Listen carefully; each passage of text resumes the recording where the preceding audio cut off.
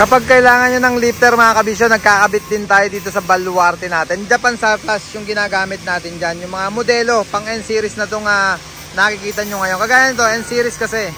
Yung kinakabitan natin ngayon. Request ni Bossing nung bumili sa atin ng unit. Lapitan natin. Yan, binili din dito sa baluarte natin. Itong 4HK1, 14 feet. All goods na to, pinahabulan na lang niya ng lifter. Kaya hindi na namin nilagyan ng tailgate. Siya na mismo yung sasarado dun sa likuran. Doon sa mismong tailgate natin. Puntahan natin. Bakante. Ayan, ito sinasabi ko mga kabisyo. Wala na siyang tailgate. Gawa nung ito na. Ang mangyayari dyan, power tailgate na siya. Yan na mismo ang pintuan niya sa likuran. I-mount na lang mga kabisyo. Japan Surplus yan. Shinmaiwa yung ginagamit natin na lifter. Yung capacity niya, check ko nga kung nasan yung... May nakasulat yan doon sa mismong pinto. Yung capacity ito.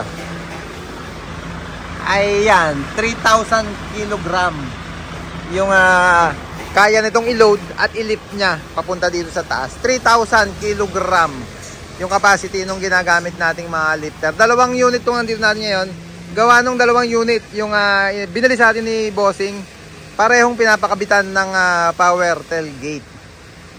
Ulitin natin mga kabisyo, pag kailangan nyo rin ng power tailgate, tawag lang kayo sa number na naka-flash palagi sa screen natin. Iyan.